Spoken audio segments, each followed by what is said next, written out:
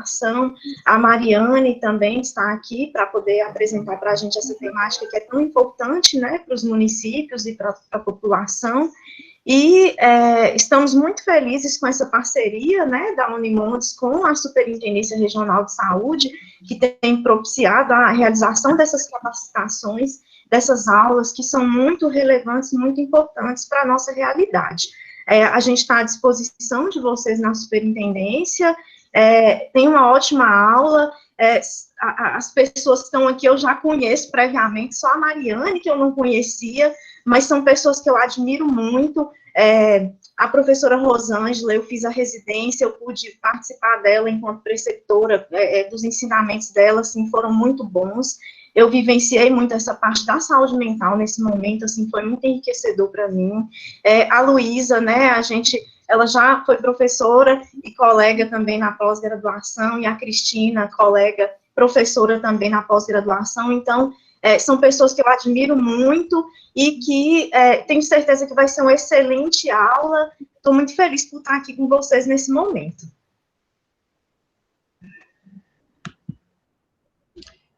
Boa tarde, então, a todos. Meu nome é Luísa Rossi, professora do Programa de Pós-Graduação em Cuidado Primário e Saúde, e é uma satisfação estar aqui com vocês.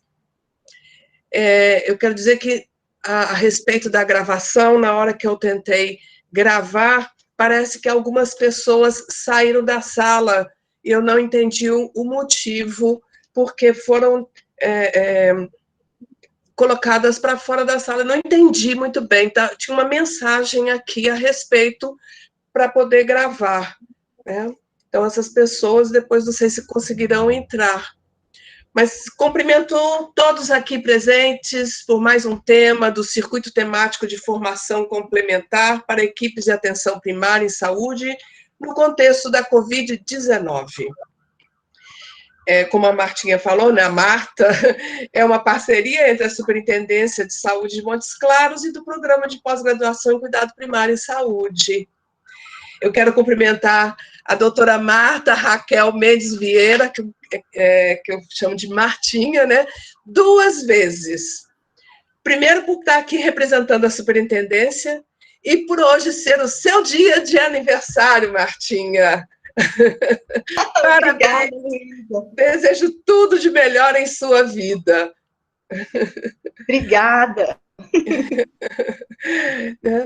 Hoje o tema será Clínica Ampliada em Saúde Mental e Atenção Psicossocial em Tempos de Distanciamento Social, que será apresentado pela doutora Rosângela Silveira e Mariane Silveira Barbosa. Então, agradecemos à doutora Rosângela por ter aceito o convite e por estar conosco nesse dia. E a equipe de hoje é composta também pelo mestrando Patrick Leonardo Nogueira Silva, e pela professora doutora Cristina Andrade Sampaio. Eu gostaria de pedir a vocês que mantenham o microfone desligado e tenham cuidado para não clicar em apresentação, porque senão sai a tela de apresentação, ela sai do foco. Também quero dizer para quem for entrando, né, quem já entrou, aliás, colocar o nome aí no chat, para a gente saber como lista de presença. E, ao final, nós teremos um espaço para perguntas. Bom, a professora Rosângela Silveira irá iniciar a apresentação e, posteriormente, a professora Mariane dará continuidade. Rosângela Silveira é doutora em psicologia pelo FMG e professora da Unimontes pelo Departamento de Saúde Mental e Saúde Coletiva. E a Mariane Silveira Barbosa é graduada em medicina, especialista em psiquiatria e atualmente mestranda pelo Programa de Pós-Graduação em Cuidado Primário em Saúde. Então, Mariane, se quiser iniciar a sua fala. Não, Rosângela, desculpe, Rosângela, e Mariane vai apresentar. Os slides a Mariane vai apresentar. Boa tarde, espero que todos estejam me ouvindo bem.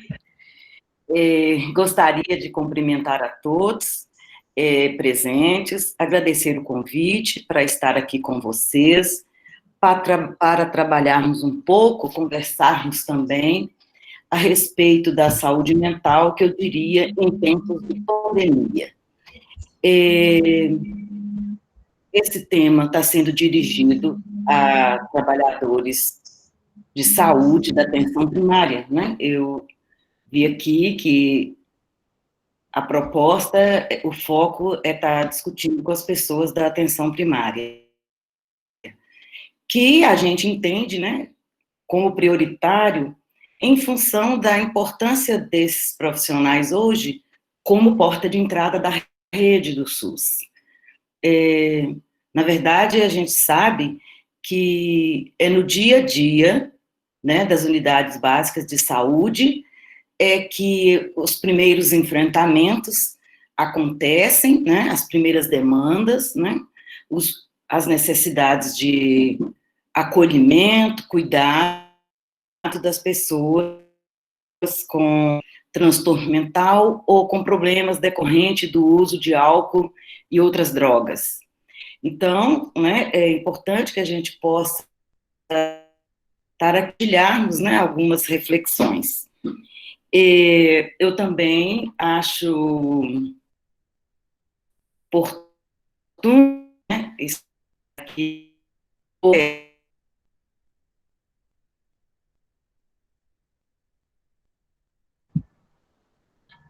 Rosângela, seu áudio está falhando.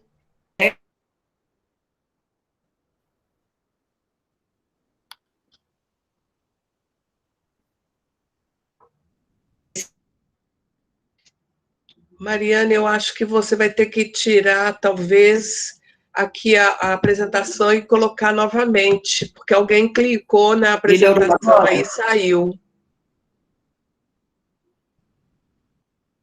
Não, eu não mexi na apresentação, eu só... Não. Melhorou a voz? Melhorou. Não foi você, não? Não foi você, não, Rosângela. Foi você que... Alguém entrou e colocou a apresentação. Isso, tem que tirar a apresentação. Bom, podemos continuar?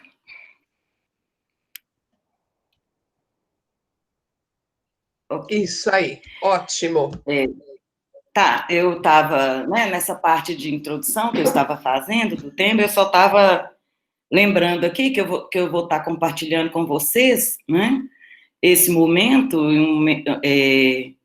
porque o meu primeiro trabalho na saúde pública, né, logo após a minha formatura, foi ser a referência técnica de saúde mental, a primeira referência técnica de saúde mental no norte de Minas, dentro da antiga Diretoria Regional de Saúde, né, que é o trabalho que a Alcina ocupa hoje, né, eu fazia, né, quando a gente começou a trabalhar com a implantação das primeiras equipes e serviços de saúde mental na região, né, então, eu acho que é bom, né, estar retornando à casa de vez em quando, né, eu já me aposentei desse cargo, né, mas é um prazer quando eu posso estar compartilhando, né, esses momentos. Uma coisa que eu queria saber, Marta, de você, antes de começar a minha fala, qual é o público que a gente está trabalhando? Ô, Rosângela, o público é o pessoal da atenção primária, aí vão ter pessoas dos CAPs também, que depois a Denise, que está articulando as capacitações, ela também direcionou o convite para os pessoais dos CAPs, dos municípios. A minha pergunta era no sentido de saber quais as categorias, né? Tá, estava em aberto. Que estão aqui participando. Foi aberto para os municípios, para todas as categorias profissionais que tivessem interesse de estar participando, poderiam estar participando. Aí é bem diversificado o público. Mas, normalmente, quem participa mais é o coordenador de atenção primária. Mas, algumas vezes, os membros das equipes também. Tá. Eu estou falando disso porque a gente sabe, né, que nós estamos num processo de estruturação da rede de saúde mental, das redes de atenção psicossocial em saúde mental, álcool e drogas, né? A gente está no processo de implantação e consolidação desse modelo que a gente chama da atenção psicossocial, e a gente acompanhando um pouco, né, a realidade do norte de Minas, a gente sabe que a gente tem, né, um número significativo de CAPs, né, Centros de Atenção Psicossocial para saúde mental, para álcool e drogas e para infância e adolescência, e que alguns municípios já têm equipes de consultório na rua para abordar exatamente essas pessoas em situação de rua com acometimentos, principalmente na área de saúde mental, álcool e drogas. A gente sabe que temos alguns municípios no norte de Minas que têm unidade de acolhimento, serviço residencial terapêutico, são algumas modalidades de serviços que compõem a rede de atenção psicossocial. Contudo, né, eu gostaria de dar destaque para a atenção primária, começando pela porta de entrada e pelo primeiro profissional que eu reconheço, né, como estratégico na equipe, que é o agente comunitário de saúde. Eu tenho, né, assim, a oportunidade de conviver com esse grupo, e esse grupo passou por uma capacitação, foi feita uma capacitação chamada Caminhos do Cuidado, que abordou saúde mental, álcool e outras drogas, e todos os municípios do norte de Minas foram capacitados, né? Claro que nem 100% dos seus agentes e técnicos de enfermagem das equipes básicas de saúde da família foram possíveis, mas todos os municípios participaram, então eu espero, e que foi destinado para agentes comunitários de saúde e técnicos de enfermagem. Então, o que eu gostaria de chamar a atenção, que nessa capacitação foram apresentadas as ferramentas para o cuidado em saúde mental. E as ferramentas para esse cuidado em saúde mental, que começou com a ação do agente comunitário de saúde. É importante dizer dessa experiência, porque foi produzido um material bom, oficinas, coisas que puderam trazer as experiências desses agentes comunitários de saúde, né, para uma discussão, e que a gente pudesse, a partir dali, apresentar algumas ferramentas para o trabalho, né? Então, nesse sentido, a gente, para estar fazendo, né, essa ação educativa com vocês, em saúde mental em tempos de pandemia, a gente queria primeiro fazer um pequeno recorte com vocês em relação à saúde mental e pandemia no sentido de quê? Né? A pergunta é, há algum comprometimento? Né? As pessoas que têm problemas de saúde mental, eles pioram, né? Surgem novos problemas, acentuam problemas antigos, né? Então, a primeira pergunta que a gente tem que fazer as primeiras 3 perguntas são essas, para a gente dizer para vocês que em tempos de pandemia, todos nós, em nossa subjetividade, somos atravessados por esse acontecimento, né, que desorganizou o nosso modo de vida e trouxe para a gente, né, o desafio de encontrar saídas, invenções para lidar com o que é da ordem disso que foi instituído, né, sem a nossa abertura para isso, né, a gente não concorda com isso, mas nós estamos que submetendo a esse tempo, né? Então, eu diria, né, que para começar a nossa conversa, eu diria que em tempos de pandemia, quem tem problema de saúde mental pode piorar, velhos problemas podem acentuar, por exemplo, violência doméstica, não é uma questão nova, né?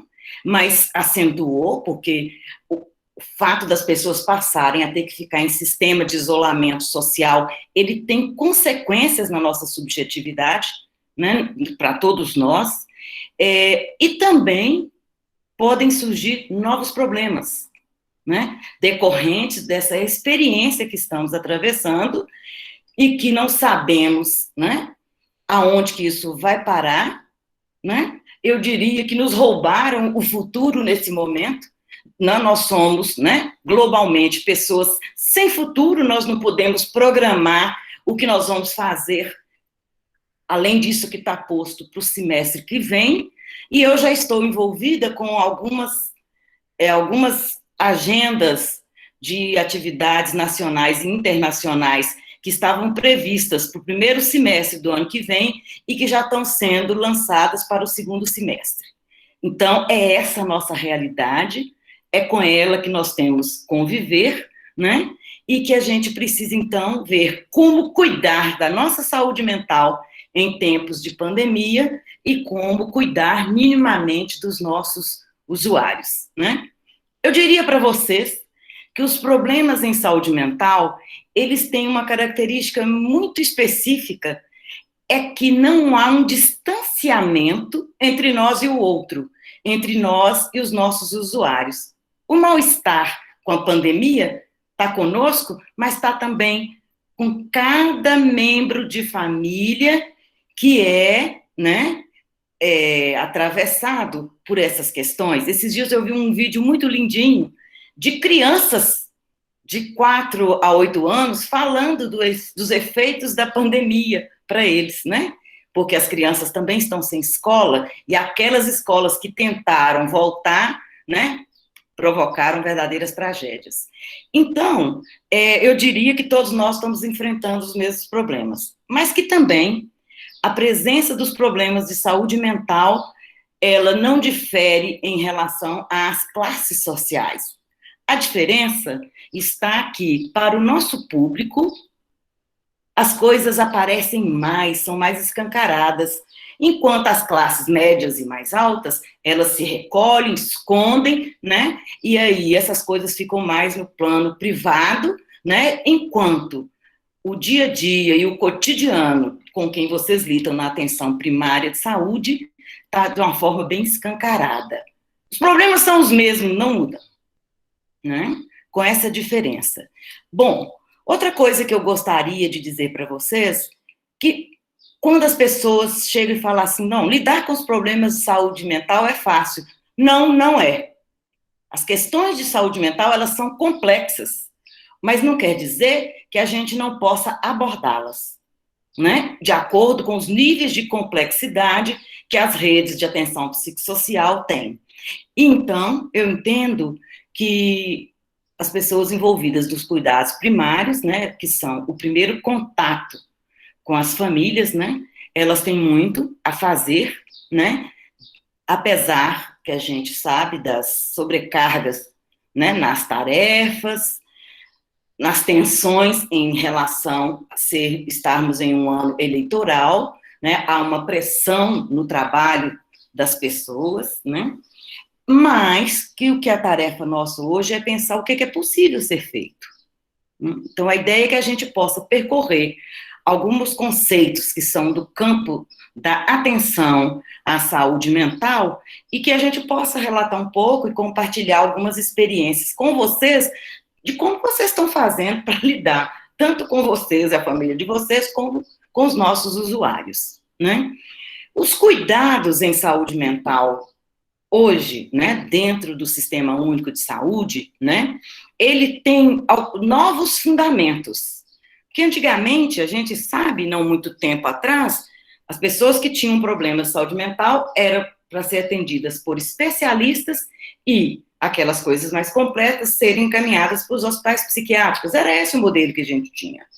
Só tem que, com o processo de reformulação tanto do nosso sistema, né, nacional de saúde, como o movimento social que denominou-se Reforma Psiquiátrica Brasileira, novas modalidades de atendimento foram colocadas e um novo modelo de assistência foi criado no sentido de colocar os cuidados o mais próximo da saúde das pessoas e da população e da vida delas no cotidiano delas. Então, esse novo campo, né, ele substitui o modelo centrado somente no especialista e no hospital, né, pelo modelo que a gente trabalha com a promoção da saúde e do que a gente chama de redes de atenção psicossocial. Para esse novo modelo, né, a gente tem uma denominação que chama-se Clínica Ampliada em Saúde Mental. Quando a gente está falando de clínica, nós já estamos falando do cuidado, né? E se a gente está falando ampliada, significa que também não está centrada em alguns profissionais, como, por exemplo, a saúde mental vinha sendo centrada primeiro no médico, né? Depois no médico com o psicólogo, depois no médico com o enfermeiro e o assistente social, em serviços especializados, né? Nós estamos numa fase de superação disso, por isso mesmo que no Norte de Minas nós temos tantas outras novas experiências em curso, né? Então, a clínica ampliada quer dizer que é uma clínica feita por muitos e por todos os profissionais de alguma forma, né? Estou vendo aqui que alguns foram residentes meus, tem residentes que, né, de saúde da família, odontólogos, que começaram a fazer cuidados em saúde mental. Então, né, a gente está propondo essa ampliação para todos os profissionais, né? Outra coisa, então, e que a gente pensa que tem alguns fundamentos que é importante colocar para vocês como é que, né, se estabelece essa clínica ampliada. Considerando a complexidade dos sujeitos, não vamos dizer que a gente é simples, não, a gente não é simples. O ser humano é um ser complexo, né? Outra coisa em saúde mental que a gente tem que localizar é a singularidade dos sujeitos. Nós não temos duas pessoas iguais no mundo. Cada um tem uma estrutura psíquica, né? E tem um modo de ser na vida que tem a ver com a sua história, com o seu contexto social, econômico, político, né? E se as pessoas são únicas, em saúde mental, nós vamos cuidar do caso único. Também nós não temos dois casos iguais, né? Outro foco importante, que a clínica em saúde mental é para além da doença. Nós não podemos centrar apenas na eliminação de sintomas. Vamos tirar a síndrome de pânico, vamos tirar os quadros de ansiedade. Não pode ser só nessa perspectiva, né? Essa clínica ela tem que ir para além daquilo que o sujeito apresenta como diagnósticos, né, e doenças e sintomas. Uma outra questão importante nesse novo modelo é que a gente tem como fundamento que a clínica que todos nós vamos desenvolver, o cuidado em saúde, ele tem que ser voltado para a autonomia do usuário, né? O modelo contrário chamava-se heteronomia, quer dizer, era o tempo todo o usuário dependendo do hospital psiquiátrico ou então do psiquiatra. E isso aí não podia ter uma autonomia. Bom, agora, quando a gente fala da autonomia, é um cuidado que estimule a pessoa a retomar a sua própria vida, né? E assumir também o seu cuidado em direção à sua autonomia. E aí inclui não só nos cuidados com a doença, mas de cidadania e outros aspectos, né? Uma outra questão também que a clínica ampliada coloca é o direito à diferença. Nós não podemos criar uma linha de cuidado que seja normalizar, colocarmos todos iguais, né? Não, nós temos que respeitar as diferenças das pessoas, né?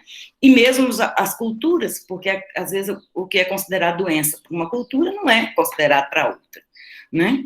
E a gente luta também nessa história por uma ética do cuidado, né? O que é isso? Uma ética do cuidado que possa nos indicar o que fazer e como deve ser feito, né?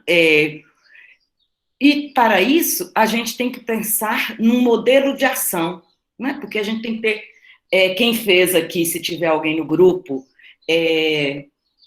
nas linhas do cuidado, da capacitação que teve, do caminhos do cuidado, nós falamos em ferramentas. A gente precisa ter algumas tecnologias, algumas formas de como se aproximar, né, dessa nossa população e como intervir em relação às questões de saúde mental. Ok? Você poderia passar a próxima, Marinha, por favor? Né? O conceito de clínica ampliada em saúde mental, né? Ele vai falar desse compromisso radical, então, com a singularidade. Não temos dois casos iguais, eu quero insistir muito nisso, porque a nossa clínica ela tem que ser pensada no 1 a 1, né? A outra coisa importante, que é a corresponsabilização do cuidado, é uma expressão lindíssima, né? Cai nas provas de todo mundo que faz isso, mas vivenciar é difícil. O que é a corresponsabilização? Se um paciente, né, está em crise, foi para o CAPS, ele não deixa de ser objeto de cuidado da atenção primária. Se ele saiu do CAPS e foi para o hospital por um aumento nessa crise, ele tem que também ser corresponsabilizado nos cuidados. Porque o que a gente tinha também, que a gente quer superar em saúde mental, é a clínica só do encaminhamento. Era muito comum a gente ver, por exemplo, pessoas sendo atendidas no CAPS, que a equipe de saúde da família não sabia sequer que ela estava tendo uma crise, né? Então, e eu costumo dizer que para as equipes de saúde da família, né, há um destino para vocês de duas direções. O paciente, né, o seu usuário, a família, os membros da família que você cuida, você só vai deixar de cuidar em duas direções. Se ele mudar de lá ou morrer, ou se você morrer ou for transferido de trabalho, de endereço. Fora disso, é uma linha de cuidado, né? Aí vem a pergunta, então como é que eu vou fazer isso, né? Nós temos que ter as ferramentas para pensar. Bom, um outro aspecto que na clínica ampliada é extremamente importante chama-se intersetorialidade. Outro nome lindíssimo que a gente pouco sabe fazer, né? Existem casos na saúde mental que às vezes o conselho tutelar está fazendo uma coisa, o CRAS está fazendo outra, a equipe de saúde da família está fazendo alguma coisa muito próxima que o CRAS está fazendo e um não conversa com o outro, né? Bom, eu quero dizer que para os casos mais simples, de menor complexidade, isso resolve. Mas em saúde mental eu disse que não é simples. Diante da complexidade, nós temos que trabalhar com essa concepção de intersetorialidade e ter dias de conversar com os outros serviços, ou então conversar com vários ao mesmo tempo, para pensar como vai ser desenvolvido o cuidado daquela pessoa que está ali, né? Outra questão importante que a gente tem como, né, dentro do conceito da clínica ampliada, que a gente precisa buscar por conhecimentos interdisciplinares.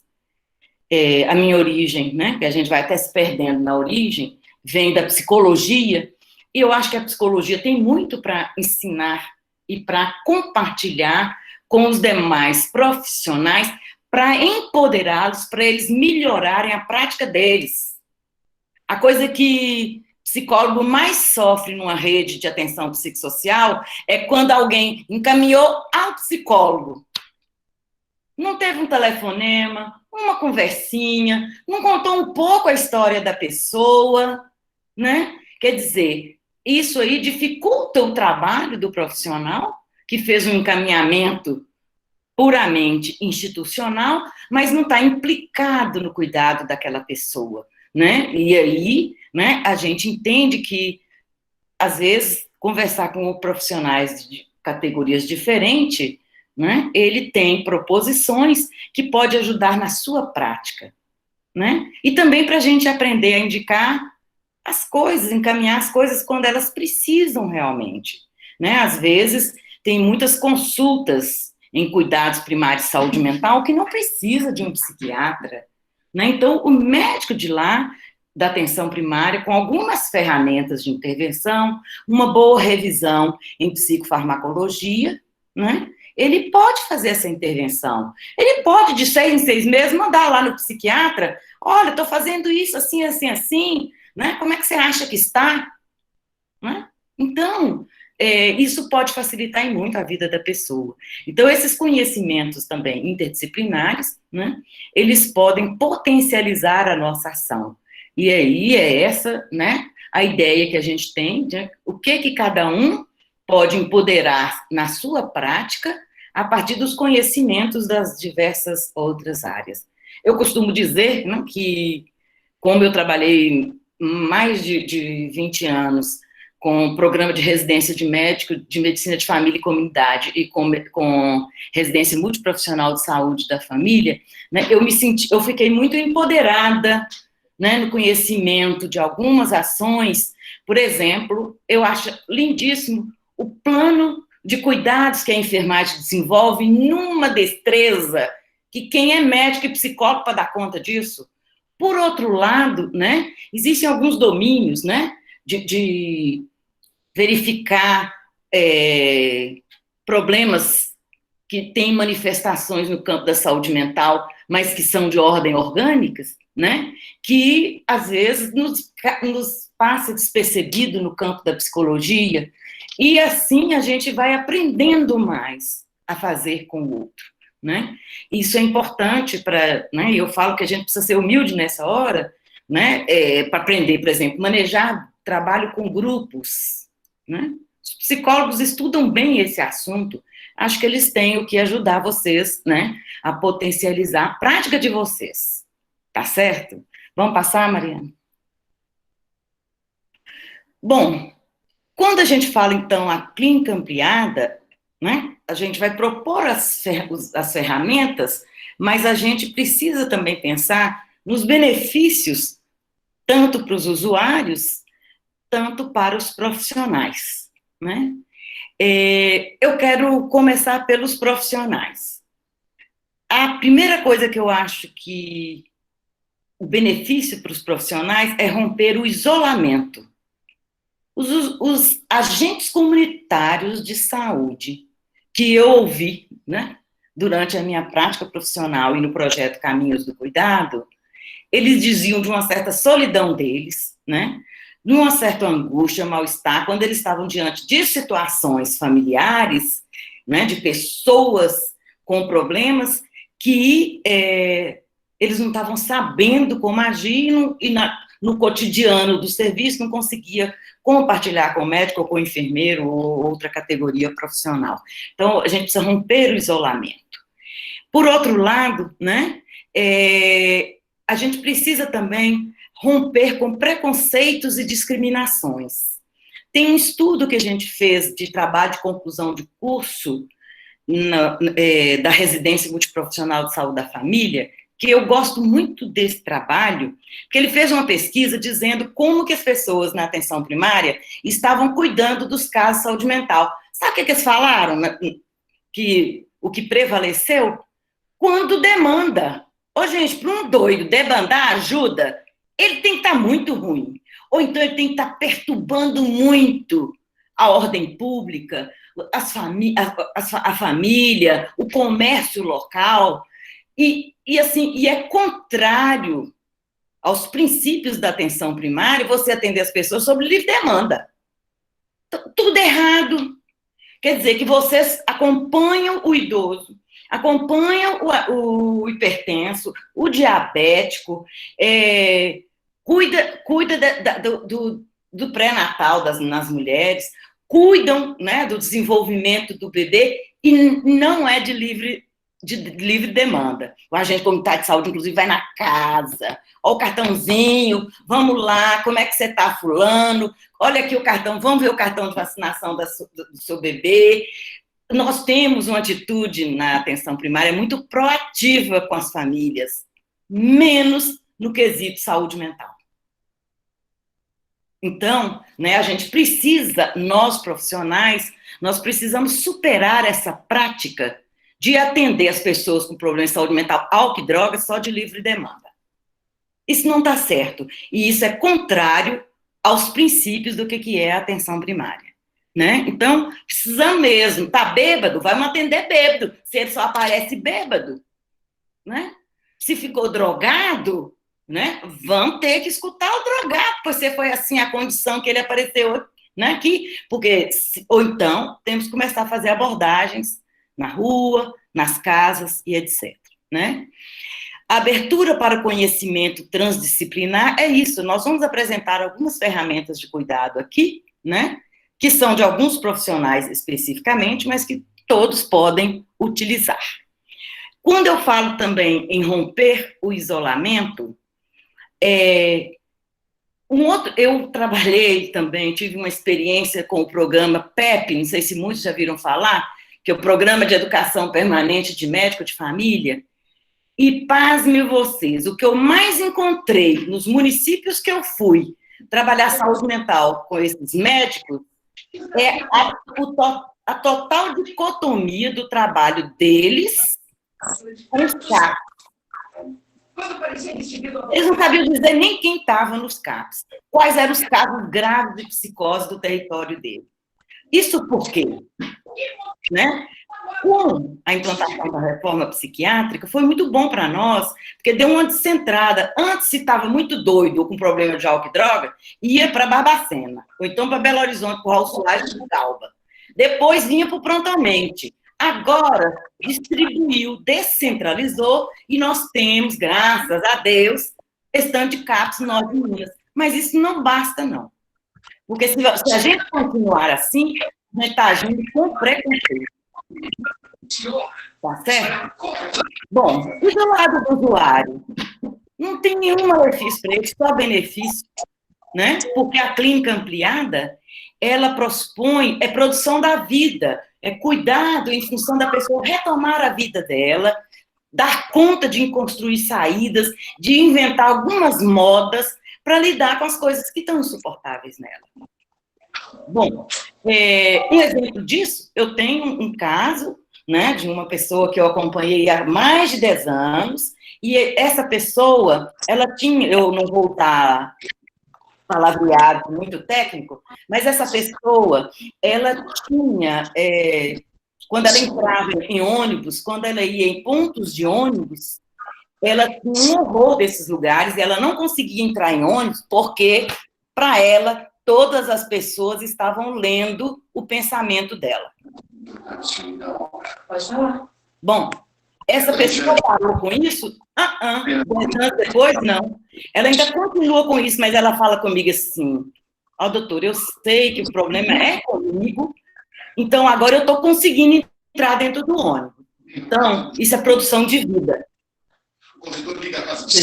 Né? E o protagonismo, que as pessoas também têm que ser perguntadas, né, sobre as formas que elas querem ser atendidas, né, como que elas gostariam de ser cuidadas. Às vezes elas não querem fazer um atendimento na unidade de saúde, né, tá com vergonha de falar desse problema, às vezes ela quer ser atendida em casa, um pequeno dos exemplos que eu estou dando. Né? Então, outra coisa que é o cuidado da pessoa é para além da doença, que é se a pessoa tem, né, uma esquizofrenia, ela nunca vai deixar de ser esquizofrênica, não. Isso é bobagem, isso não tem cura. Mas ela pode levar uma vida tranquila, né, cuidando, né, da sua vida, do seu trabalho, né, da sua rotina e etc. Tá certo?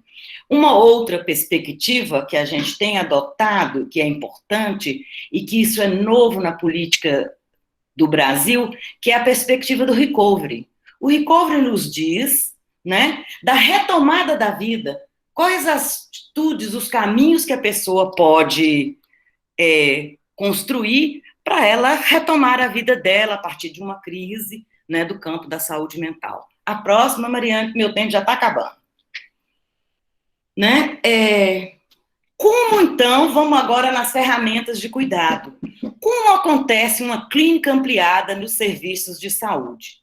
Primeiras ferramentas, escuta e acolhimento.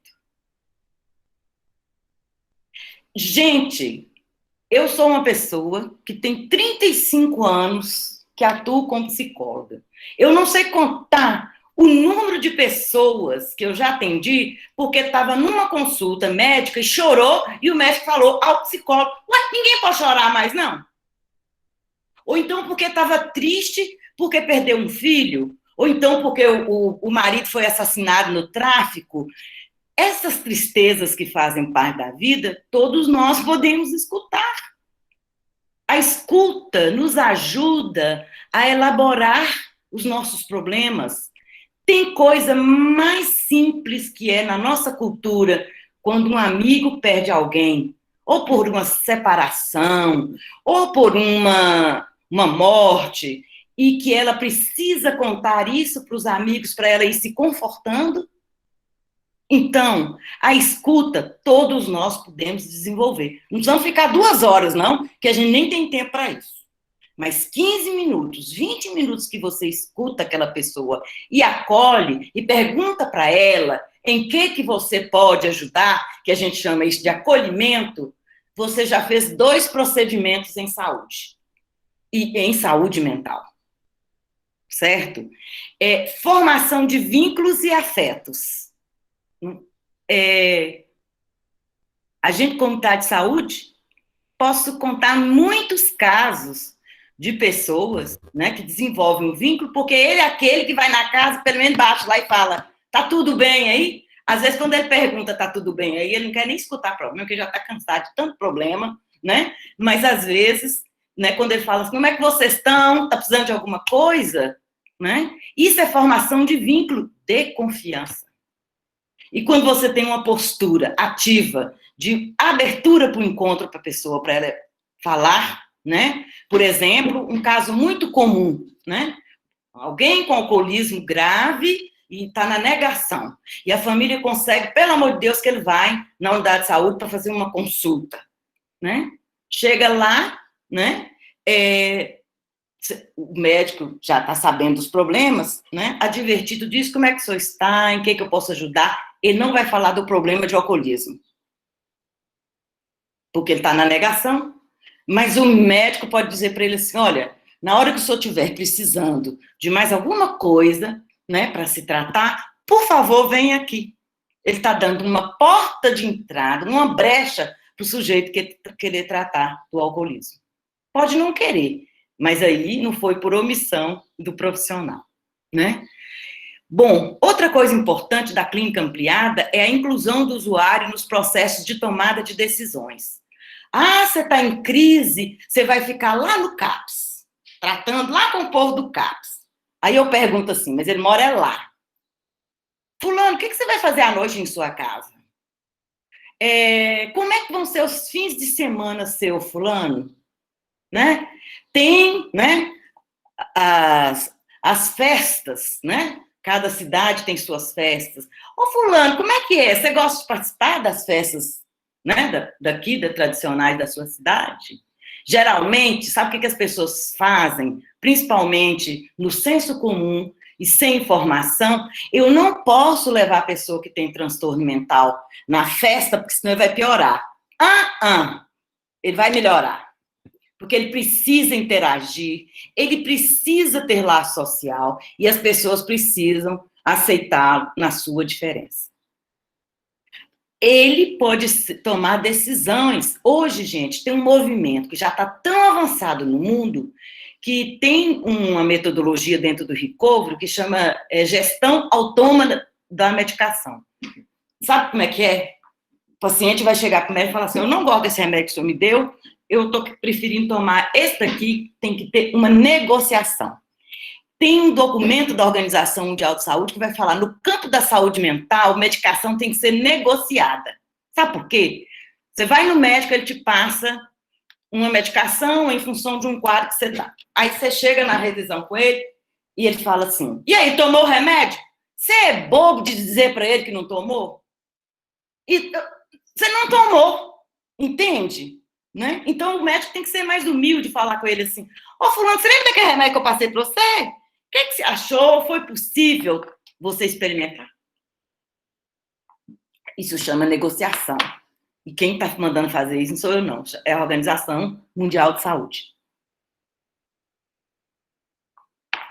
Bom, porque tem pessoas que vão ter que fazer uso prolongado. Aí tem paciente que fala assim, eu não quero fazer uso prolongado. Eu falei, por quê? Você é diferente dos outros? Sua casa tem gente que pertence. Vai tomar remédio o resto da vida. Tem gente com diabetes. Vai tomar insulina até sumir de vista. Por que você não pode tomar seu remédio? Percebe, gente? Tudo negociado. Outra coisa também é trabalho com ofertas e não apenas restrições. Isso vale para a saúde mental, mas vale para todas as áreas. Por exemplo, vamos pegar aí os obesos. fulano, você tem que caminhar. Ô, gente, mata quando fala assim. Você pode falar assim, ó, fulano, gente que é obeso, geralmente é por falta de atividade física. E atividade física pode te ajudar muito. Tem alguma atividade física que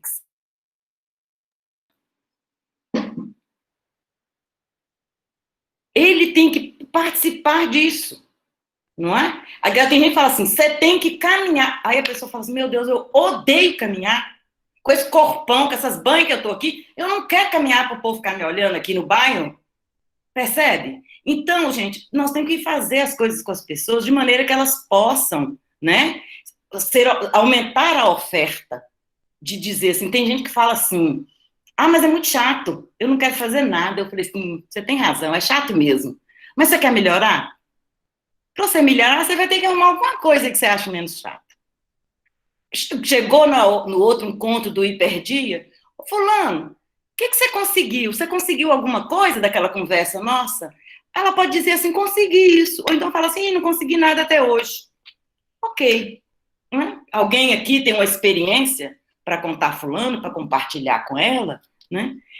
Bom, quando você vai especificar as coisas para o sujeito, você também tem que falar o que pode oferecer, né? Aqui no bairro, ó, nós temos aquele trem lá na praça, aquelas coisas de exercício, que tudo é deputado arrumou emenda e despencou emenda de deputado em tudo é município aqui do norte de Minas, que alguma pracinha tem para fazer atividade física, né? Tem alguma atividade física dentro da unidade de saúde que é promovida por um da equipe, né?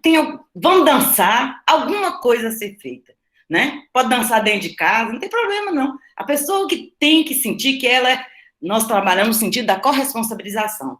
Nós não temos resposta para tudo que está acontecendo com ela, né? E outra coisa importante é perguntar sobre o entendimento que foi dito sobre o seu problema e a medicação.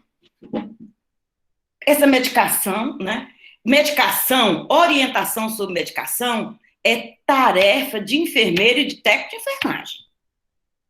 Né? Eu já li as resoluções, eu vi que Orlene está aqui, resoluções falando dos cuidados de saúde mental para enfermeiros e técnicos de enfermagem, está lá, né? Orientação em relação ao uso de qualquer medicação. Mas você tem que perguntar à pessoa, fulano, eu falei assim, assim, assim. Conta para mim o que você entendeu que eu falei. Põe para ele falar nas provas. Olha, a Orlene está respondendo, então é isso mesmo. Porque a Orlene, gente, é do Conselho, já foi ou é do Conselho Federal de Enfermagem. Então, veja bem, muitos saem com as receitas, enfermeiro nem viu. Aliás, não nem saem. Muitos que têm que renovar a receita, né? Tem uma estratégia ótima que as unidades de saúde estão fazendo, que é juntar essas pessoas de renovação todas num dia só. Mas, infelizmente, tem práticas que são impostas ou em cumplicidade com os agentes de saúde, que chama transcrição e renovação de receita, sem ver a pessoa. Eu acho que é crime em saúde mental você ficar renovando uma receita de uma pessoa que, às vezes, ela foi atendida na crise e agora ela está estabilizada, então ela já precisava de uma outra medicação. Você foi no pronto-socorro por causa de uma crise hipertensiva, tomou sublingual, tomou injetável, tomou comprimido, não foi assim? Quando chega na unidade básica de saúde, vai continuar fazendo a mesma coisa? Claro que não. Portanto, né, a gente precisa preocupar também com essa dimensão. Outra pergunta é qual que é o entendimento que ele tem do problema dele. E eu quero dizer para vocês que o mesmo preconceito que muitos que atendem na atenção primária em relação a lidar com problemas de saúde mental, o próprio paciente também tem preconceito. Ele lida com seu preconceito de estar usando droga, de estar com problema de alcoolismo, ou de estar ouvindo coisas, né, sabendo que ele está entrando numa crise, num surto. Ele também tem vergonha. Então, né, a gente precisa trabalhar com ele o entendimento que ele tem dos problemas. E trabalhar a partir do entendimento dele.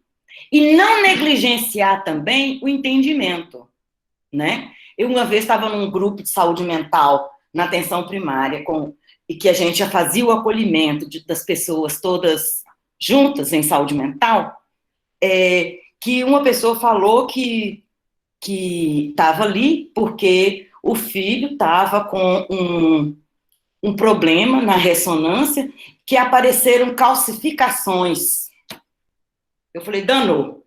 Aí eu virei e falei assim, alguém aqui... Aí uma pessoa perguntou, não estou menor entendendo o que se trata disso. Tem hora que a gente lê essas coisas, e, né, de resultado de exame, a gente não sabe nem o que quer dizer. Ainda mais aqueles que não têm intervalo com criança, né? Aí eu não sabia. Eu virei no grupo e falei assim, tem alguém aqui que saberia explicar?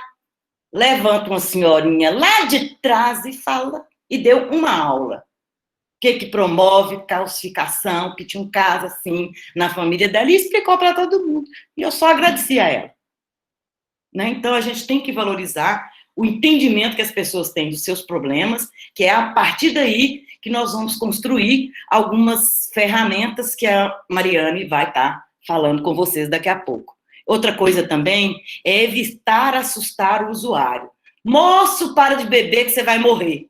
Ele não sabe disso? Aliás, o usuário de álcool, na maioria das vezes, o uso do álcool é o remédio que ele tem para depressão.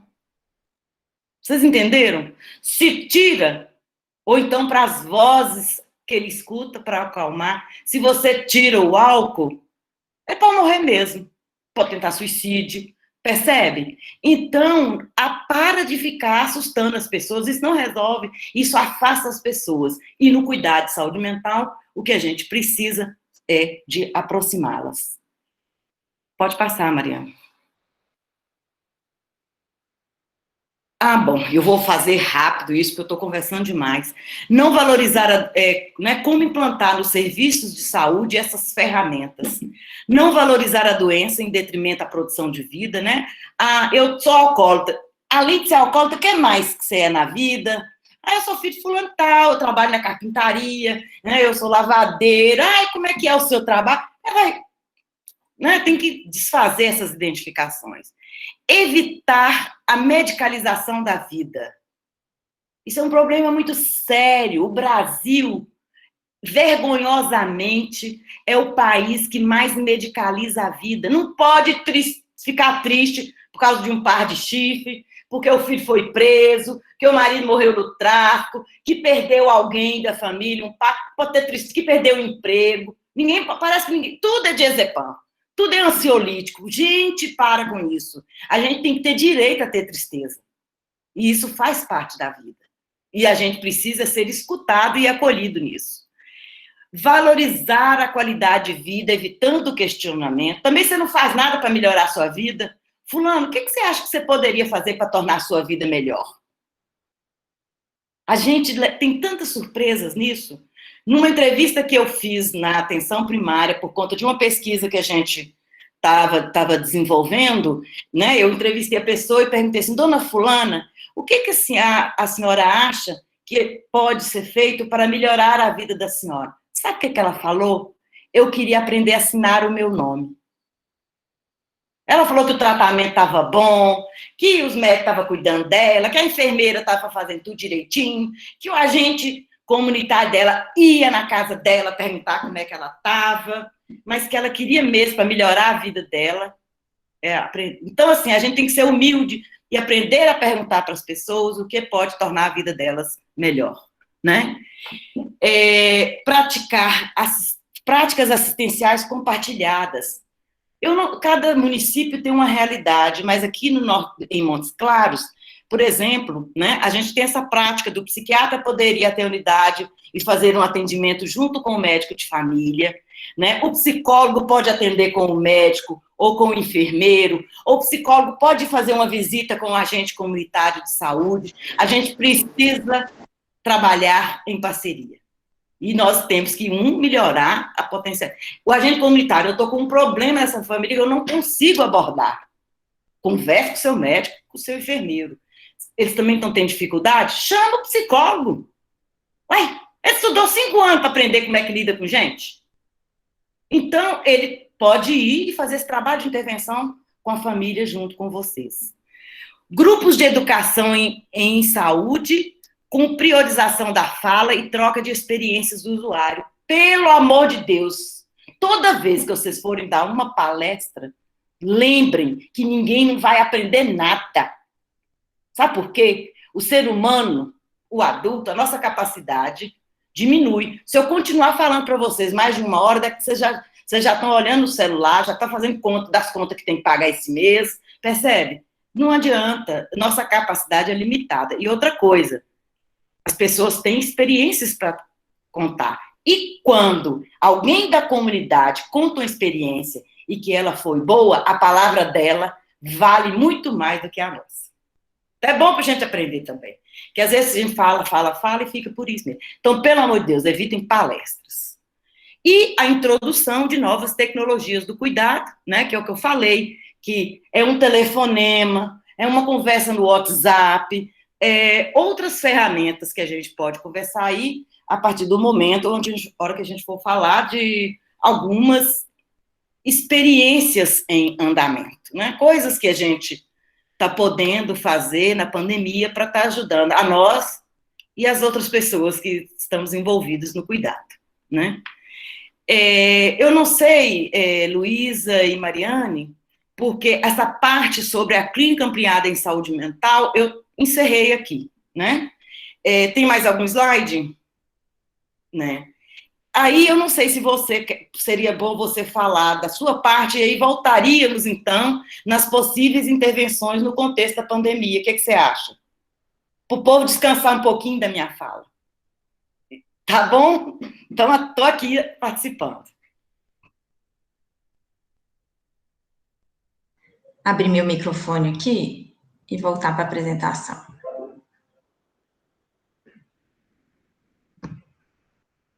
Ué, peraí.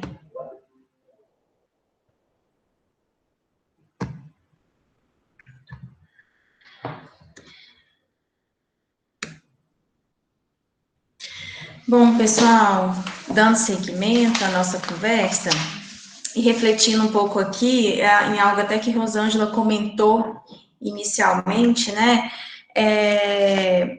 É bem visível, né, bem notório como as demandas em torno da pandemia pelo novo coronavírus recaem sobre vocês que estão na linha de frente também, na atenção básica, na atenção primária, melhor dizendo. E isso vai mudar de uma forma muito impactante, tanto a rotina de cada profissional de saúde, quanto, às vezes, um fluxo de atendimento. Pela literatura, a Organização Mundial de Saúde estima que cerca de 1/3 até metade da população pode sofrer alguma manifestação de ordem psíquica. Por exemplo, tensões, angústias em maior ou menor grau, em um momento, às vezes mais no início de todos os acontecimentos, ou depois, quando a gente vê que as coisas, como Rosângela colocou, não tem um futuro, né, nada muito previsível, isso também gera alguns sentimentos, só que isso pode ter um manejo muito diferente do que a gente está habituado a levar. É fato que há, sim, um aumento do número de novos casos de transtornos mentais. É possível que hajam recaídas daqueles pacientes que já estavam em tratamento, estavam até mais estáveis, fazendo um tratamento direcionado mais na estratégia da saúde da família, mas há também um agravamento de alguns transtornos mentais, como, por exemplo, de todas as ordens, né? Transtornos de humor, todos eles, depressão, bipolaridade, transtorno de estresse pós-traumático, a gente pode esperar isso também nas crianças, inclusive, transtorno obsessivo-compulsivo, aos quadros de ansiedade, há também o desencadeamento de transtornos psicóticos, como esquizofrenia. Diante dessa instabilidade emocional, podem aparecer comportamentos suicidas, de automutilação, e, consequentemente, o próprio suicídio. A abordagem desses usuários, dos pacientes da rede, deve ser considerada tanto os fatores que influenciam esse momento, como o grupo que a gente vai estar lidando.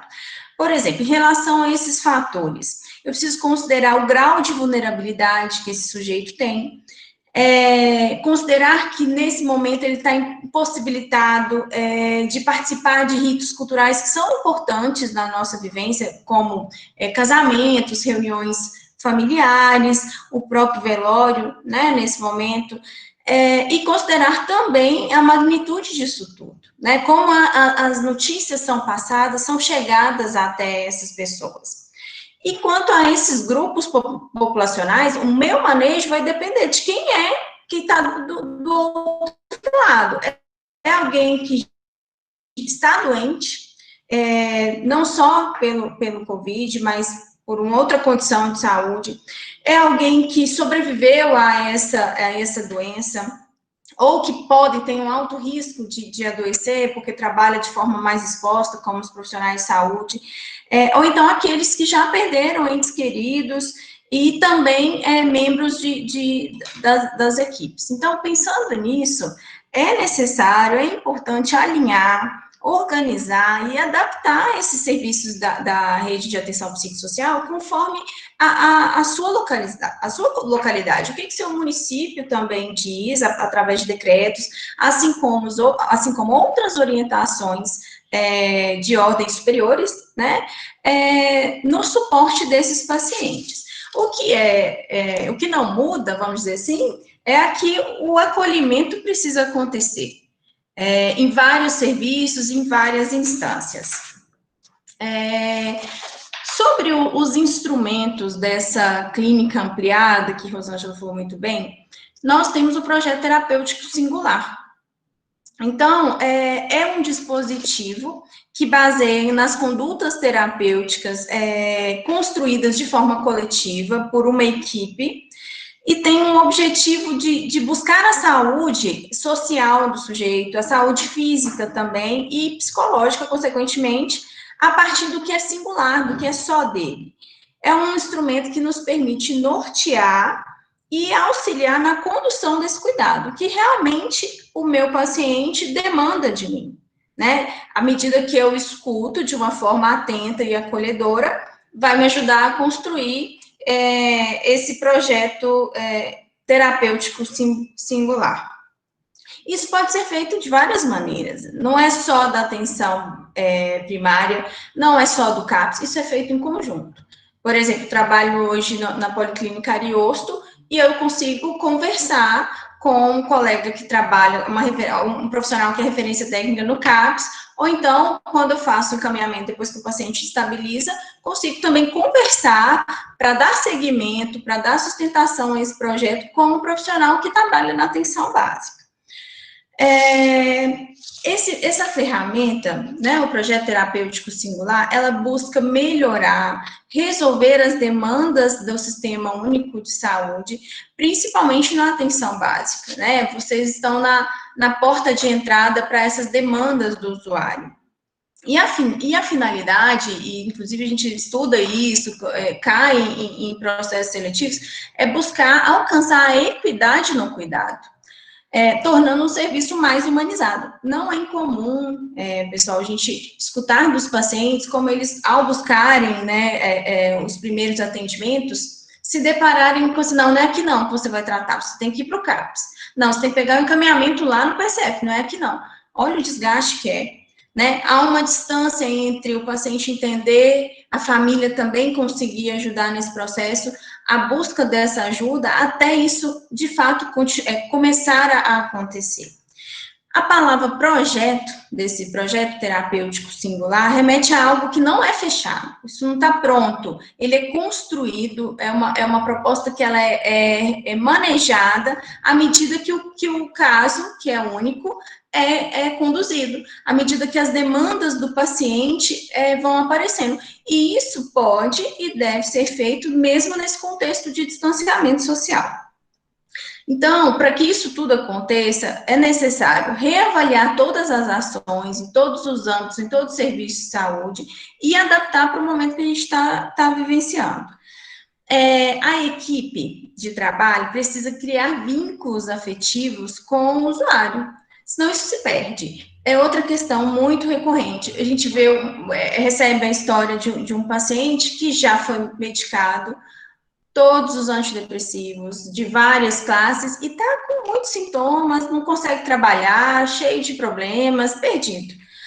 E aí eu falo assim, eu comento até muito com os alunos e discutindo com os colegas também, falta o vínculo. O sujeito rodou por várias equipes, a gente sabe que também tem o que é do serviço, por exemplo, a atenção básica acontece às vezes muita rotatividade de alguns profissionais, né, por outros fatores, mas é muito comum, assim, não tem vínculo, o paciente não tem uma referência e ele precisa disso. Nessa fase do tratamento, principalmente quando é mais crítico, numa fase mais aguda. Então, pensando aqui no funcionamento dos CAPs, dos ambulatórios e da atenção primária também, é possível, pessoal, manter o funcionamento, sim, de uma forma regular. É claro que a gente precisa se adequar às orientações, mas é preciso também tentar, à medida que as demandas vão aparecendo, reavaliar esse projeto terapêutico singular. Ele não pode ser perdido nesse tempo de pandemia, assim, agora tudo é culpa do Covid, né, assim, agora para tudo. Não, as coisas precisam continuar, podem continuar, tem profissionais, por exemplo, esse momento aqui é um momento para esclarecer como continuar prestando assistência para esses pacientes. Eu preciso me atentar para quem são os pacientes mais vulneráveis, né? Aqueles que têm um risco, não estou falando só o risco de ter as comorbidades e facilitar o adoecimento pelo coronavírus, eu falo o risco de ter uma piora clínica em relação ao quadro psiquiátrico também. Preciso adaptar meus atendimentos, de repente, favorecer um atendimento online,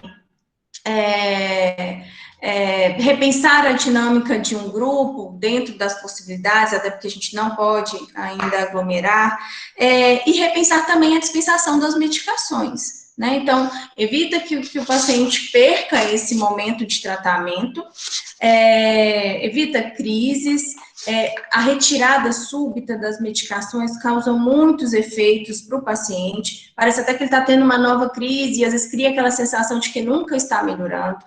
Então, acho que essa imagem que eu coloco no slide mostra, assim, através de algumas palavras, tudo que é preciso pactuar com o sujeito, assim como com a sua família, e os atores dessa equipe que conduz o caso, no sentido do paciente se manter bem, buscando a sua readaptação funcional, né? Quanto ao matriciamento em saúde mental, é um outro instrumento da clínica ampliada, são vários, mas a gente deu esse foco, e eu me sinto à vontade para falar do matriciamento, que é algo que eu tenho feito aqui no município, em Montes Claros, há cerca de 4 anos e pouco. Faço em 2 contextos diferentes, em polos diferentes, apesar da gente ter as diretrizes, né, do que precisa seguir, com quem participa das reuniões, é tudo muito dinâmico e muito específico, mas o matriciamento, ele organiza, ele fortalece e ajuda a potencializar os serviços que a RAPS oferece.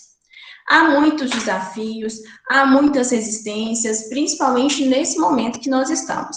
Mas uma possibilidade para esse momento é reduzir o número de pessoas, às vezes, que vão reunir e que essas pessoas fiquem, como nós estamos aqui, usando plataformas digitais, é até algo que nós vamos tentar a partir da semana que vem, para que o serviço não pare, para que o paciente, aqueles pacientes que às vezes têm uma dificuldade de acesso a um serviço ambulatorial ou que nem tem a necessidade de ir, né? O que a gente prioriza é que o paciente seja tratado próximo da residência, da rotina dele, que ele não tenha que gastar um dia inteiro para pegar 2 ônibus, ainda mais agora que as coisas estão mais difíceis em relação ao acesso, e perca um dia de trabalho, ou então que ele poderia estar produzindo de uma outra forma em função de um tratamento. Nessa equipe de matriciamento, constam profissionais de várias especialidades. É muito interessante, porque cada um consegue trazer a sua visão sobre o caso. E o que ele escuta ali, o dentista na cadeira dele, ao fazer profilaxia, consegue nos dizer, e às vezes trazem elementos que nem na consulta lá no ambulatório eu escutei. Nem o médico da família pôde observar, né? Então, a escuta é compartilhada no matriciamento também. E as informações que acontecem ali, as trocas que acontecem no matriciamento, elas cooperam também para a construção do projeto terapêutico singular.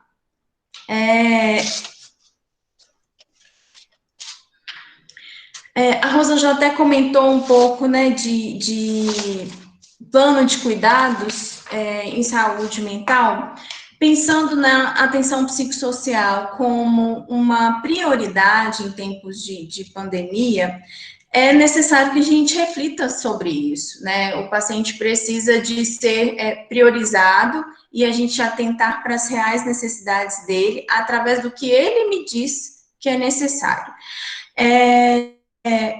Esse plano de cuidados, ele precisa ser amplo. Eu não posso priorizar, centrar apenas em COVID.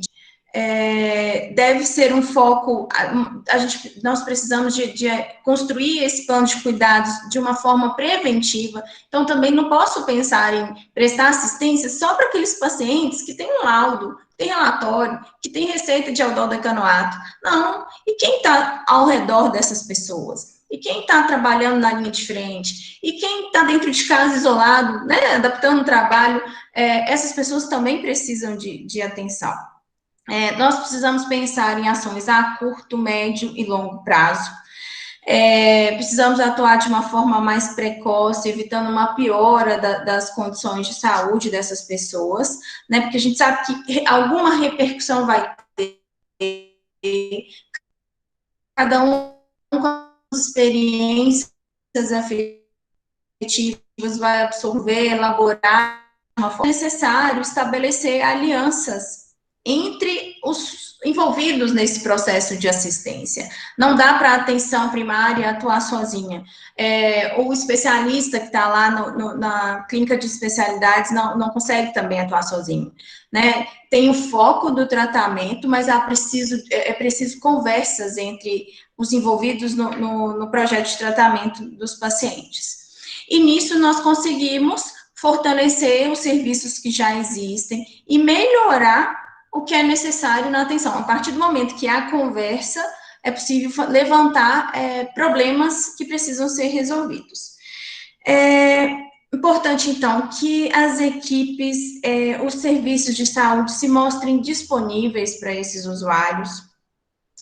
Preciso, apesar de tensões, de angústias, cada um com as suas ansiedades, né, o que é muito compreensível para o momento, é necessário ternura nesse ambiente de trabalho, né, tentar amenizar um pouco do que já nos é imposto no nosso dia a dia, e nos mostrar solidários para enfrentar as condições de luto. Né? Isso é uma outra questão que pode aparecer, uma outra demanda que pode aparecer, aliás, já aparece, né, nos nossos atendimentos, pela forma que tudo tem acontecido e não tem muito o que ser feito em relação a algumas questões, mas acolher e se mostrar solidário com essas famílias, com esses pacientes, isso é essencial para o momento que nós estamos passando. Aqui nós colocamos alguns links, a Marta a gente pode passar, né? Fica gravado também, uns links de assuntos que envolvem saúde mental, pandemia e a rede de atenção psicossocial, para que, através das nossas conversas aqui e de outras fontes de informações, vocês, no dia a dia de trabalho, possam construir o que é mais... o que é prioridade, o que é essencial para os serviços e para os usuários das comunidades de vocês. Nós podemos agora, Rosângela, comentar, então, você pode... sobre aquela... Deixa eu colocar aqui. As experiências Bom, vamos então retomar. Você quer voltar lá com a apresentação ou vai tirar? Não, vou voltar, eu só vou fechar, eu vim para cá para fechar meu microfone. Tá. Então, gente, a gente queria aproveitar dessa oportunidade para conversar sobre as experiências que estão em curso, né, que podem potencializar o trabalho de vocês.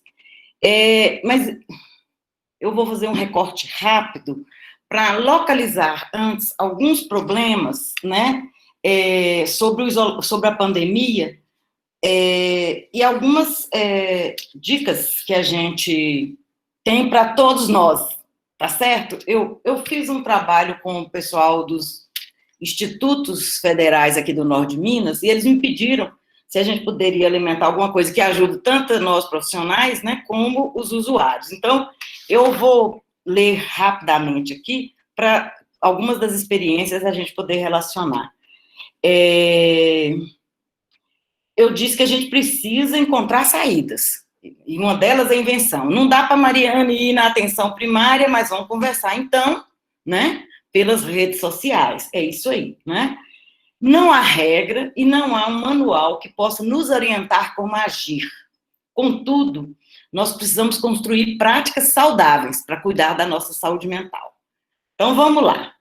Então, independente de estar isolado, em isolamento social, sozinho ou em família, as pessoas precisam entender a importância de terem rotinas diárias, distribuição de tarefas, atividade de lazer, atividade física, se possível, e fazer um bom uso das redes virtuais. É preciso ter cuidado com a compulsão pelas redes sociais e também pelo excesso de informação e dados. Isso adoece as pessoas.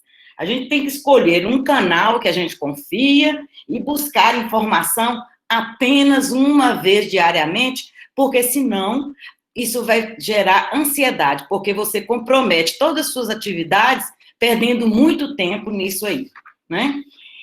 A gente acha que também as redes sociais, elas podem ser bem utilizadas. Essa capacitação é um exemplo, mas conversas com vários amigos simultaneamente para matar a saudade.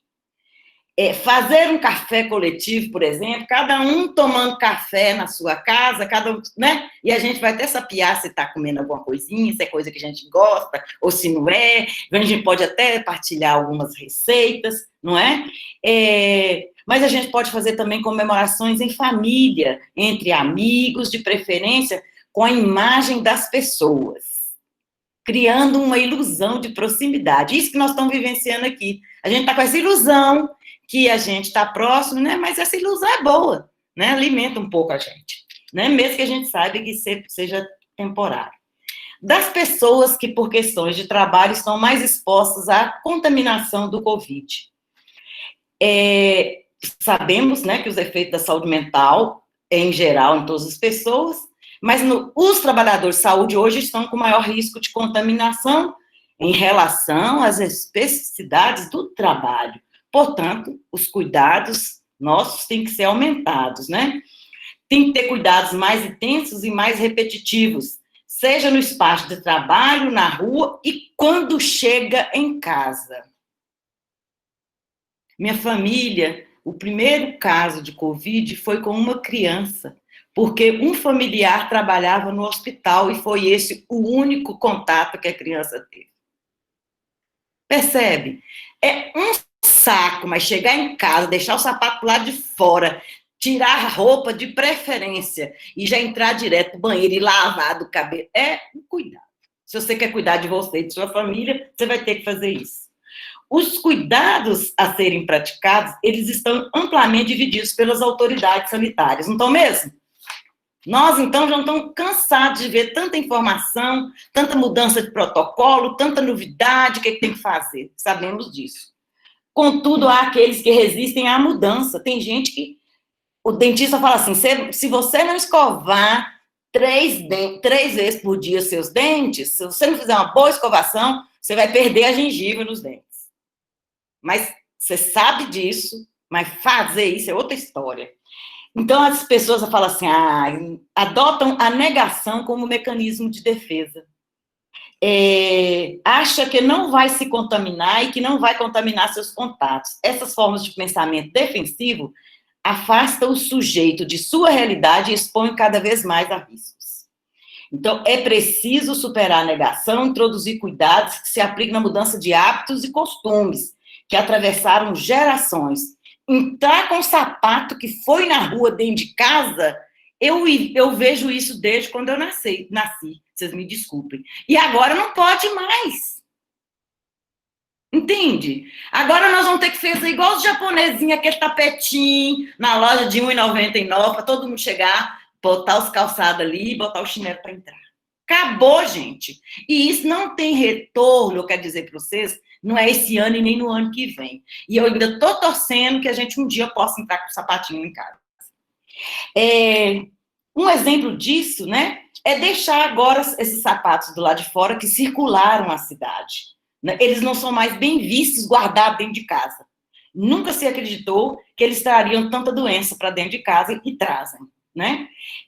E a mesma coisa com alimentos, objetos, sacolas, roupa e essa parafernália que virou a vida da gente. Para complementar, eu gostaria de falar de uma dificuldade de adotar as medidas sanitárias na população, com o uso de máscara, distanciamento social, o uso de luvas, óculos de proteção, higienização das mãos, dos alimentos, né? A gente já falou da negação, mas eu vou falar da resistência à mudança, né? Apenas a informação não tem sido capaz de mudar comportamentos. É preciso agregar a informação, a reflexão e agregar a ela um valor afetivo. Eu pedi para as pessoas que têm idosos na família, para eles contarem para vocês como é que foi a época, né, da gripe espanhola aqui no norte de Minas. As pessoas chegavam nas roças, eu já fui escafunchar isso aí. Tinham pessoas da família tudo morto dentro da casa, assim, que é tanto de cadáver. Porque um foi contaminando o outro, que contaminou o outro. Né? Tudo muito triste. Mas, às vezes, assim, a ciência falando, vocês não estão acreditando, mas quem sabe, né, assim, as histórias dos nossos antepassados podem nos ajudar sobre isso, né? A gripe espanhola, ela dizimou populações e famílias inteiras, inclusive aqui no norte de Minas, né? Um outro aspecto a ser abordado é o pensamento mágico infantil, né, sendo manifestado muito em adultos, que para alguns autores da psicologia, sua manifestação na vida adulta revela sintoma de imaturidade ou desequilíbrio psicológico. O que é esse pensamento mágico? A crença segundo a qual certos pensamentos levam não apenas à realização dos desejos, mas também à prevenção de eventos desagradáveis. Eu não vou ser contaminado. Comigo isso não vai acontecer. Isso é pensamento mágico infantil, né? A dificuldade de introduzir um novo hábito. Esse é o maior problema que a gente enfrenta hoje, todos nós. Pegou em dinheiro. Dinheiro também virou uma praga. Era tão bom pegar em dinheiro, né, gente? Agora, assim, meu Deus, lá vem dinheiro. Troco, então, é um inferno na cabeça da gente. Né? Porque tem que lavar a mão, tem que pôr assim, tem que pôr assim. Tem gente que está até lavando dinheiro. A dificuldade de abrir mão, a mudança de hábito requer repetição. Vocês se lembram quantas vezes sua mãe ou um cuidador lhe disse para escovar os dentes ou tomar banho? Até o menino dar ponto de ir, porque tem que ir repetindo, até que esse hábito possa ser introduzido, não é? Os hábitos são introjetados através da fala e da repetição. Primeiro no contexto da transmissão familiar e depois pelo grupo social ampliado. Então, a fala da mãe para o menino usa máscara, é muito mais importante do que a fala nossa para a criança, porque tem agregado ali um valor afetivo. Não existe, por sua vez, né, sociedade ou vida em grupo sem costumes, sem rituais e sem tradições. Todos nós temos. Minha família, por exemplo, sofreu atualmente, dá licença um pouquinho, com velório. A gente não pode ir em velório. E velório, para nós, era um momento tão bom na família, de encontro para falar da tristeza com a pessoa que perdeu, mas também de encontrar os primos, que tinha muito tempo, que a gente não veio, contar os casos. É um evento, é um acontecimento, né? Acabou. Velório nós não podemos mais e não sei quando que vai voltar, né? Então, a gente vai ter que saber que essas coisas promovem mal-estar para a gente, né? para dizer para vocês que nós somos todos afetados em nossa subjetividade por isso, né? Que a vida em civilização sempre nos obriga a renunciar a coisas que a gente gostaria de fazer pelo nosso prazer, né? Tem coisas hoje que não dá para fazer, né? Estamos todos, então, né, convocados a encontrar saídas para lidar com esse mal-estar, com essa ordem do insuportável que é para nós esse momento. Né? Nós temos que ser capazes de buscar um mundo melhor para construirmos um futuro que precisa ser reinventado. Aquele futurinho bonitinho que a gente planejava acabou. Nós temos que pensar num outro. Né? E se a gente não se reconhecer nessas limitações que o mundo impôs para a gente, né, é muito difícil. Para finalizar, eu queria falar sobre pandemia, saúde mental e desigualdade social. Você acha que um rico está sofrendo do mesmo jeito que um pobre? Não, gente. O pobre moram 10 pessoas dentro de casa, não tem gente de controlar aquela meninada, né? 3 espaços, um espaço para 10 pessoas, e o que acontece? As pessoas adoecem mentalmente pela angústia diante da impotência. Porque ele não pode, ele sabe que está falando que tem que afastar no convívio, e ele não tem como lidar com isso. Então, o máximo que pode fazer, né, é uma máscara, é lavar os alimentos, dividir tarefas, né? Então, a gente precisa pensar em coisas simples que podem facilitar a vida das pessoas e melhorar a condição de saúde mental. Você quer ver um? Chama lazer para mulheres. A nossa cultura não valoriza lazer para as mulheres. Sábado e domingo, a gente de comunidade de saúde está aí lavando trouxa de roupa, fazendo comida, passando roupa de menino para ir para a escola. Cadê o lazer? E os homens estão lá olhando futebol na televisão e tudo. E as mães repetem isso com as filhas e deixam os meninos sem fazer nada. Então, nós temos problemas sérios para tratar. O índice de adoecimento dessa mulher vai ser maior do que o homem ou o filho homem.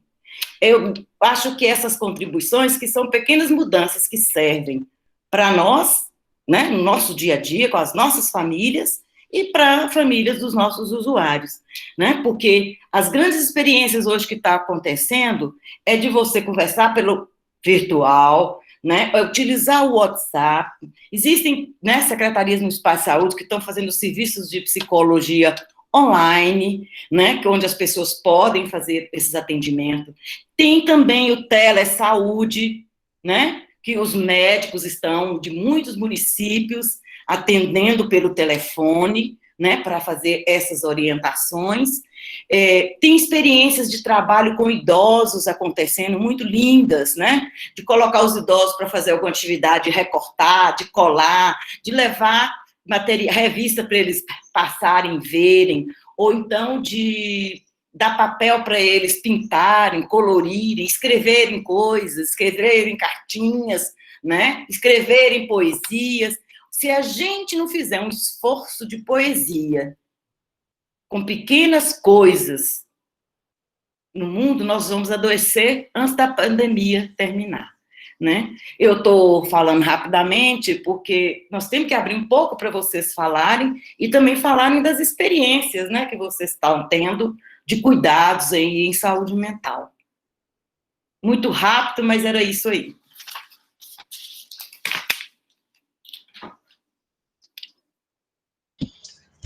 Parabéns, Rosângela, Mariana, excelente, muito boa, né? Eu gostaria agora que a Cristina, que é da Cristina Sampaio, comentassem algo a respeito, e para passar depois para o pessoal, né, para perguntas. Olá, estou aqui.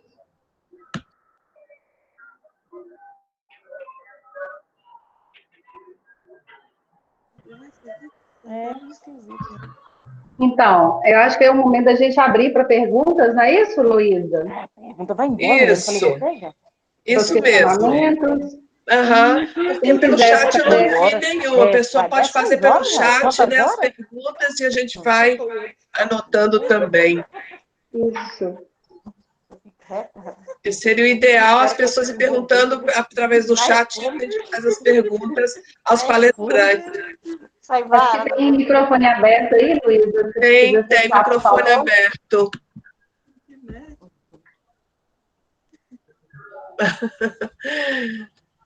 Madalena, será que ela quer perguntar alguma coisa? E aí, pessoal?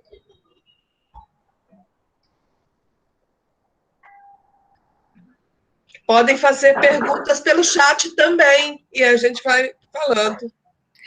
Eu gostaria muito de saber o que vocês estão conseguindo fazer, as experiências de você para cuidar da saúde mental suas e das pessoas que vocês cuidam. E olha que a gente tem pessoas aqui de todos os lugares, Rosa. Eu acho bacana a gente conseguir escutar, né? Para a gente adaptar o serviço aqui, trocar, né, algumas experiências. Sim, sem dúvida. E aí, pessoal? Ninguém quer falar? Não, vamos lá, vamos. O virtual deixando tímido? Para facilitar, o chat ajuda aí, né? Isso, os isso mais que eu falei. tímidos. Se alguém quiser escrever, né, falar alguma coisa. Eu já estava agoniada aqui, porque eu só estava vendo a tela a Rosângela falando desse encontro, que aqui já é uma troca. Eu falei assim, não, eu não estou trocando nada, porque eu só estou vendo a tela do slide aqui, morrendo de vontade de ver o rosto, ver gente.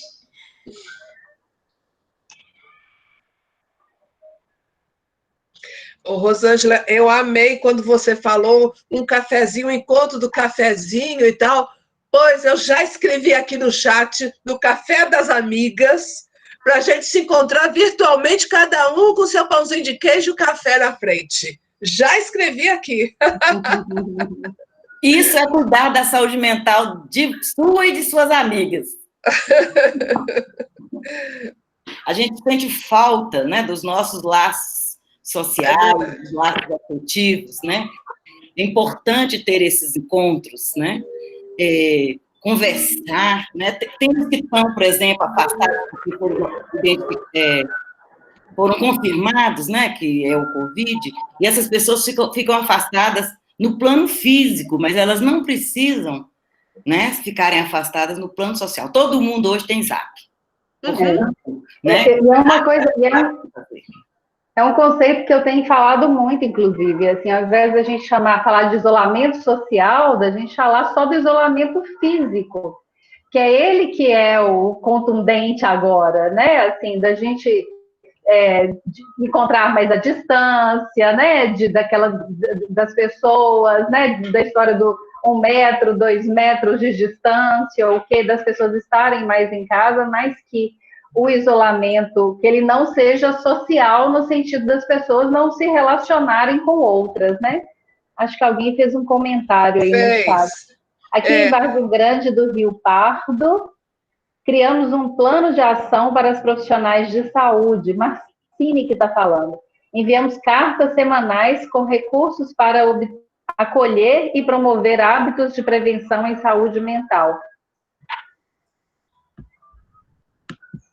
Interessante, Marcinha. O pessoal reinventar, né, ressignificar o momento. Apesar da gente falar muito disso, mas é preciso colocar em prática.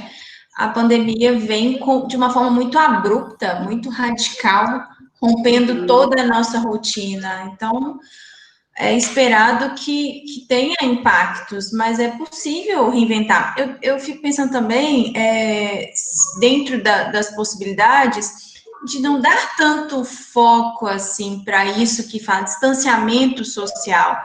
É possível manter as relações, sim, né? É mesmo adaptar. Não é negligenciar o que está acontecendo, né? Tem que sim usar máscara, o álcool e ficar 2 metros assim de distância, mas é possível viver outras coisas nesse momento. O cuidado tem que ser promovido em quaisquer circunstâncias, né? Até o autocuidado, né, Cristina? A gente vê, às vezes, as pessoas, como estão muito em casa, agora a gente está mais nativa, mas fica ali de pijama o dia todo, ou então não se cuida, porque está de máscara, não cuida da pele, não passa um hidratante no corpo, e vivendo em função dessa situação. O autocuidado também é importante nesse momento. A gente fala bem com os pacientes, né? Alguém colocou uma pergunta aqui: como trabalhar com a família o retorno do usuário para o território? A primeira coisa que me vem à cabeça de livre associação é perguntar para a família o que é que eles sabem sobre o problema e como que eles acham que tem que fazer com a pessoa vindo. Porque a gente não pode trabalhar com excesso de informação. E, às vezes, eles já sabem algumas coisas. E resta a nós, profissionais, introduzirmos mais algumas informações, né? De como cuidar da pessoa, né? Porque nenhum hospital está mandando gente para casa se ainda está, né, com índice de contaminação alto. Então, tem que ver com a família o que é que eles pensam sobre aquilo, para eles também não desenvolverem preconceitos em relação à pessoa e isolá-la também, né? Então, a nossa orientação, ela vai ser as informações sanitárias corretas que a gente tem, mas, primeiro, escutando o que é o pensamento da família, como é que eles estão pensando em fazer, quais são as preocupações deles. E aí a gente vai atuar com as informações a partir daquilo que ele nos disser, reforçando algumas coisas que eles falaram, ou contrapondo a algumas coisas, falando isso não é necessário, mas isso que você falou é importante, né, e qualquer dúvida também, né, nos procure, tá certo? Porque cada família tem algumas dúvidas, então temos que primeiro ouvi-la. Uhum. O que mais? Cris, está fechado o seu áudio. E trabalhar em rede, né? É o que vocês duas disseram muito, né? Em todas os slides e toda essa conversa que foi promovida hoje, né? Ninguém trabalha sozinho, né? É por isso que existe uma equipe, né? De discutir os casos, de solicitar mais informações, de ir em busca, né, dessas informações para que se possa fazer realmente esse acolhimento. Então, de entender, né, as vias possíveis, né, para acolher tanto o usuário quanto essa família, né, que precisa mais do que nunca, né, desse apoio desse profissional. Então, eu acho que o nosso tempo é esse, não é isso, Luísa? Sim, aham. Eu queria, então, agradecer, né, em nome do programa de pós-graduação em Cuidado Primário em Saúde, e essa parceria, né, com a Secretaria, Marta está aí ainda, nessa capacitação, né, essa rede de capacitações que a gente tem feito desde julho. Na semana que vem estamos aqui de novo, né, falando sobre pessoas em situação de rua, e agradecer, né, a gentil, né, acolhida e recebimento do convite que a gente fez da professora Rosângela, né, que é parceira, né, a gente tem um grupo de pesquisa, a gente tem orientado várias pesquisas, várias frentes, né, dentro da saúde mental do nosso grupo de pesquisa, e dentro, né, da Unimontes, dos 2 programas que a gente atua. E agradecer, né, a Luísa e a Mariane e o Patrick, que não está aqui. A Mariane e o Patrick são nossos alunos de mestrado, né, do programa de mestrado em cuidado primário. E dizer que uma coisa que eu acho que é muito interessante, que acho que fica, né, depois de toda essa conversa dessa tarde, a gente falou de clínica, né? Elas falaram de clínica ampliada, e eu acho que a gente precisa de mais uma palavrinha. É uma clínica ampliada e singular, né? Pensando nas potencialidades, né? nas características de cada município. A gente sabe, né, como funciona o funcionamento desse norte de Minas, tão diferente, tão distante, né? Cada município com a sua peculiaridade, mas que a gente tem muito o que fazer, né? E nesse momento, então, importante que a gente está passando, histórico, né? Que todos nós estamos envolvidos, mais do que nunca, esse conhecimento, essa possibilidade de conversar um pouco sobre essas questões, ela é muito válido, né? Não só para a gente como profissional, mas como para os usuários, principalmente, porque eles precisam muito, né, desse nosso olhar. É isso, agradecer a todos, né, que estão aqui até agora. Eu acho que Patrick, Cristina, está aí sim, ele estava, pelo menos estava até agora no momento. Eu não vi. Ele estava aí, parece que ele saiu agora, nesse instante. Então, mas a gente deixa registrado aqui, né, o agradecimento a ele, deixa alguns links. Esse material vai ser enviado, né, pela secretaria, acho que Marta já confirma isso, né? E tem os links que a gente deixou, né, de alguns vídeos importantes, né, que vocês podem rever. E esse material também, essa aula foi gravada e ela vai ser repassada para os municípios. E ela vai estar também no nosso canal do YouTube, que é do programa, é só colocar no Google, né, Programa de Pós-Graduação em Cuidado Primário em Saúde, que vocês chegam, né, na gravação dessa aula. Agradecer a todos, né, muito obrigada mesmo, e é isso. E mais uma vez, parabenizando Marta, pelo aniversário. Parabéns, Marta, parabéns. Obrigada. Eu quero agradecer também Rosângela e Mariane por esse momento, assim, que foi tão bom, assim, relembrando os outros momentos que eu já passei com Rosângela, que eu não poderia deixar de lembrar, né, o quanto que era aguardado o momento do matriciamento na época da residência, porque, assim, era um momento muito rico, muito bom, assim, excelente. Então, eu quero agradecer muito, né, a vocês duas pelas falas e considerações que são de grande relevância realmente para a atenção primária, enfatizar para os municípios para colocarem em prática o que foi falado, não deixar de pensar e executar a escuta, o acolhimento, né, para os profissionais que puderem também fazer a anamnese em saúde mental, não pensar que é só o médico ou o psiquiatra e o psicólogo que podem estar fazendo essa abordagem, para que todos, né, sejam acolhidos e atendidos da melhor maneira. A gente lembra aqui que o NASP é um tipo de equipe que o Ministério ele não vai habilitar mais equipes de NASP, porque a portaria que trata disso foi revogada, mas há uma recomendação do Ministério da Saúde para a existência de equipes multiprofissionais no território. Então, a gente pede aos coordenadores de atenção primária presentes, né, para sensibilizarem os gestores e mostrarem o quanto que isso é importante para o desenvolvimento de ações na comunidade, com os profissionais, para estar colocando em prática o matriciamento também, como foi falado por Mariane. Então, isso é muito importante. E aí, assim que a gente receber de vocês o link e tudo mais, nós vamos encaminhar pelo grupo de WhatsApp de coordenadores e pelos e-mails, mas foi um momento muito bom. Eu tenho muito a agradecer a vocês, Luísa, Cristina também, viu? Foi muito bom. A regional agradece, e sempre que for possível a gente tem que fazer mais desses momentos.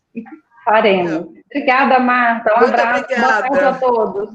Obrigada, viu, Marta? Prazer conhecer, mesmo virtualmente. Prazer, Maria. Parabéns pelo aniversário. Obrigada, pessoal. Obrigada. Parabéns. Cristina também. Tchau, pessoal. Um abraço. Obrigada, Mariane. Obrigada mesmo. Eu que agradeço pelo apoio aí, gente. Obrigada. Tchau. Até mais. Tudo bom a todos. Para vocês também.